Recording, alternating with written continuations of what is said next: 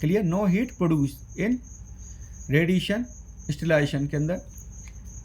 1 angstrom equal to 0.1 nanometre होता है, ध्यान रखना। क्लियर। और इसके अंदर जो रेडिएशन स्टेरिलाइजेशन वो 2 टाइप की रेडिएशन के द्वारा किया जाता है। फर्स्ट है नॉन आयोनाइजिंग रेडिएशन, जिसका जो ऐसी रेडिएशन जो कि आयोनाइजेशन प्रोड्यूस नहीं करती हैं। एग्जाम्पल इसका UV rays, very low penetration power होती है और 2650 एंगस्ट्रॉम पर हाईएस्ट बैक्टीरियोसाइडल होती है। और नैनोमीटर के अंदर कितनी आएगी, 265 नैनोमीटर इसकी वेवलेंथ होती है। वेरी इंपॉर्टेंट है, कई बार एग्जाम के अंदर पूछ लिया जाता है कि किस वेवलेंथ पर वो हाईएस्ट बैक्टीरियोसाइडल होता है, तो आपको ध्यान रखना है।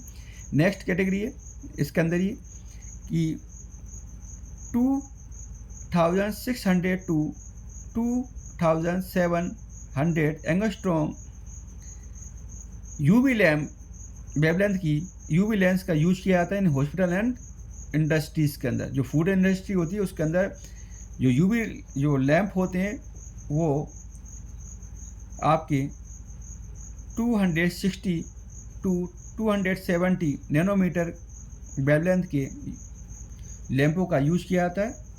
क्लियर। और इसकी मैकेनिज्म एक्शन क्या होता है, किस टाइप से एक वर्क करती हैं आपकी UV rays, prevent DNA replication and damage DNA and mutation. क्या करता है कि डीएनए को डैमेज करके क्या होता है, डीएनए रेप्लिकेशन रुक जाता है और उससे क्या होता है, और वो क्या करती हैं, म्यूटेशन उत्पन्न करती हैं। नेक्स्ट रेडिएशन स्टेरिलाइजेशन के अंदर सेकंड कैटेगरी आयोनाइजिंग रेडिएशन, जो कि आयोनाइजेशन प्रोड्यूस करती हैं। उसके अंदर फर्स्ट कैटेगरी आपका है एक्सरे, 1 to 100 एंगस्ट्रॉम इसकी वेवलेंथ होती है। Energy and penetration power more than UV rays होती है। Clear. Second category gamma radiation, very important है, कई बार एग्जाम के अंदर इसके अंदर क्वेश्चन आता है। क्लियर। गामा रेडिएशन जिसकी वेवलेंथ होती है 0.012 to 1 angstrom. High energy radiation and penetration power high होती है, मतलब इसकी एनर्जी एंड पेनिट्रेशन पावर ज़्यादा होती है गामा रेडिएशन की। और गामा रेडिएशन हमें कहाँ से मिलता है, कोबाल्ट 60, वेरी इंपॉर्टेंट है, पूछा जाता है कई बार। क्लियर। जो कैंसर का जो ट्रीटमेंट किया जाता है वो गामा रेडिएशन के द्वारा, तो वो कोबाल्ट 60 का ही यूज किया जाता है। और सीजियम 137, ये दो आपके सोर्स होते हैं गामा रेडिएशन के लिए। और गामा रेडिएशन क्या करती है, damage all life of micro organism, जो जितनी भी प्रकार की जो माइक्रो ऑर्गेनिज्म की जो लाइफ होती है, स्पोर फॉर्म के अंदर है, नॉन वेजिटेटिव फॉर्म के अंदर है, तो उन सबको ये किल्ड करती है। और किस टाइप से करती है, डीएनए का क्या करती है, आयोनाइजेशन करती है। जो डीएनए के अंदर मौजूद जो पिरिमिडीन जो केमिकल कॉन्स्टिट्यूएंट उनको क्या करती है, आयोनाइजन करके उनको डैमेज कर देती है, जिससे डीएनए डैमेज हो जाता है। और वेरी इंपॉर्टेंट है, packed food and medical device का स्टेरिलाइजेशन गामा रेडिएशन के द्वारा किया जाता है, जो कि पैकिंग के अंदर है। क्लियर। और मेडिकल डिवाइस है उनका स्टेरिलाइजेशन किया जाता है गामा रेडिएशन के थ्रू। और थर्ड कैटेगरी है कैथोड रेज, या इसको इलेक्ट्रॉन बीम रेडिएशन कहा जाता है, जिसका use surgical supply and drugs के स्टेरिलाइजेशन में किया जाता है। वेरी इंपॉर्टेंट है। और नेक्स्ट इसका एडवांटेज क्या होता है, substance can be sterilise after packed at room temperature. क्या कहता है कि ऐसे सब्सटेंस जिन्हें पैक कर दिया गया है उनका स्टेरिलाइजेशन रूम टेम्परेचर पर कैथोड रेज द्वारा किया जाता है, क्योंकि इसके अंदर टेम्परेचर जनरेट नहीं होता। Next note, first sterilization dose of 2.5 मैंड। क्या कह रहा है कि स्टेरिलाइजेशन जो रेडिएशन स्टेरिलाइजेशन की जो डोज होती है वो कितनी होती है, 2.5 मंड होती है। उसकी यूनिटी मंड के अंदर इसको मेज़र किया जाता है। क्लियर। वेरी इंपॉर्टेंट है, कई बार पूछ लिया जाता है, जो कि 2.5 मंड्स इक्वल टू 25 किलो गायरेज। क्लियर। तो इसकी इक्वलेंट होता है। और सेकेंड पॉइंट 1.5 to 2.5 मंड radiation dose sufficient to kill micro organism, जो कि सभी माइक्रो ऑर्गेनिज्म के लिए 1.5 टू 2.5 जो मंड का जो डोज है वो सभी के लिए माइक्रो ऑर्गेनिज्म को किल कर देता है। क्लियर। 1 गीगाहर्ट्ज इक्वल टू 10,000 मंड्स। क्लियर। और 1 gigahertz also equal to 100 rads. तो वेरी इंपॉर्टेंट है, कई बार एग्जाम के अंदर पूछ लेता है, DI एग्जाम्स हैं, GPAT के अंदर, कि स्टेलाइजेशन डोज ऑफ रेडिएशन किसके अंदर मापी जाती है, तो वो है रेडिएशन की मंड्स। क्लियर। और कितना इक्वल होता है उस हमें ध्यान रखना है। नेक्स्ट, फिजिकल मेथड के अंदर थर्ड कैटेगरी है फिल्ट्रेशन और clarification, both are same thing. अब फिल्ट्रेशन के अंदर क्या होता है कि remove micro organism from gas और लिक्विड, और filtration suitable for thermolabile liquid और सॉल्यूशन के लिए सुटेबल होता है। ऐसे जो लिक्विड या सॉल्यूशन जो कि हीट से ख़राब हो जाते हैं तो उसके लिए ये काफ़ी उपयुक्त होता है या अच्छा होता है।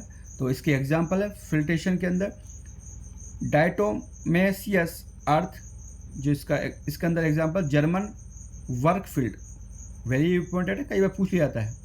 क्लियर। तो ये ध्यान रखना है कि इससे आपको जर्मन वर्क फील्ड से इंस्टॉलेशन किया जाता है। सेकेंड है प्रोसेस पोर्सिलिन, जिसे डॉल्टन फिल्टर कहा जाता है। थर्ड कैटेगरी एस्बेस्टोस पैड, जिसका एग्जांपल सिल्ट फिल्टर कहा जाता है, वेरी इंपॉर्टेंट है। और फोर्थ कैटेगरी है स्टार्टर ग्लास, जो कि 5 and 3 ग्रेड का होता है, उसके द्वारा इंस्टॉलेशन किया जाता है। तो इन्हें अपने एग्जाम्पल इनके ध्यान रखने हैं हमें। क्लियर। फिल्ट्रेशन जिसे क्लेरिफिकेशन भी कहा जाता है। क्लियर। नेक्स्ट इसके अंदर आता है फिफ्थ मेम्ब्रेन फिल्टर, जिसे मॉलिक्यूलर फिल्टर भी कहा जाता है, रिसेंटली यूज किया जाता है। Composed by biological inert cellulose ester, ये सेलुलोज एस्टर के बने हुए होते हैं। क्लियर। और आपकी मेम्ब्रेन फिल्टर की जो थिकनेस होती है वो 150 माइक्रोमीटर होती है, और ये फिल्टर करते हैं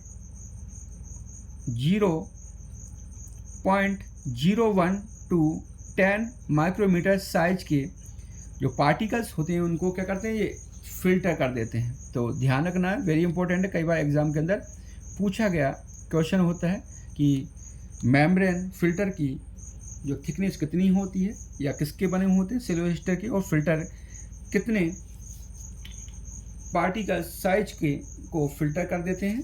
के लिए तो ये ध्यान रखना वेरी इंपॉर्टेंट है। और इसी के अंदर नेक्स्ट कैटेगरी है आपकी हेपा फिल्टर वेरी इंपॉर्टेंट है, जिसे लेमिनार एयर फ्लो कहा जाता है, जिसकी एयर वेलोसिटी 90 फीट पर मिनट डेविएशन होता है, ±20%।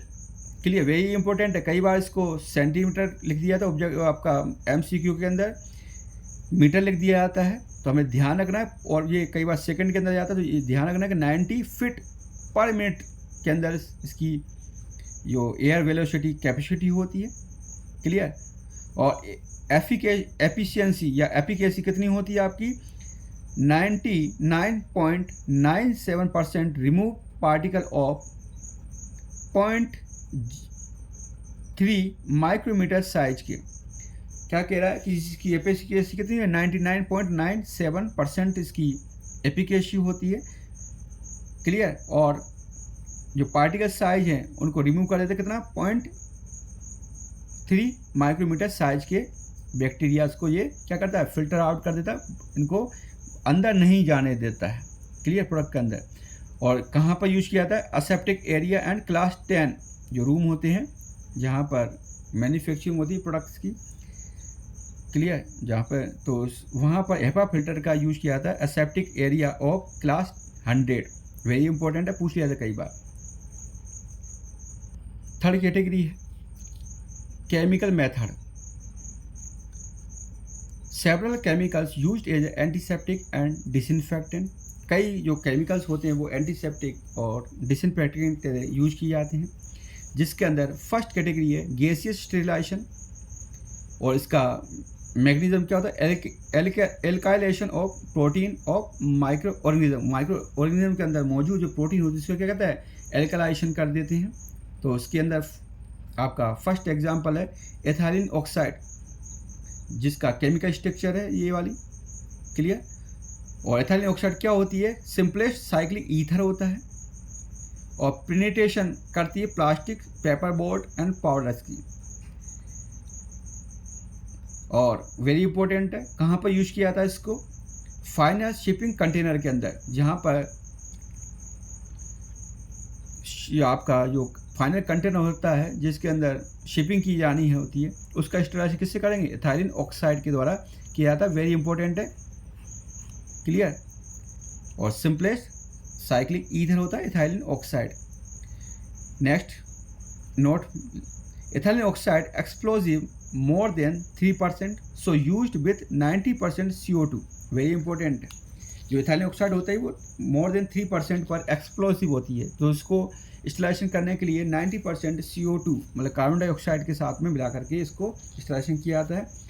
नेक्स्ट कैटेगरी है गैसियस स्टेरिलाइजेशन के अंदर ओजोन, जो कि disinfectant for water and preservation of food किया जाता है।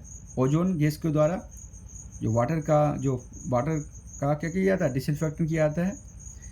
Next category third formaldehyde HCHO, जिसका फ्यूमिगेशन के रूप में यूज किया था, फॉर्मेल्डिहाइड F4F, ध्यान रखना।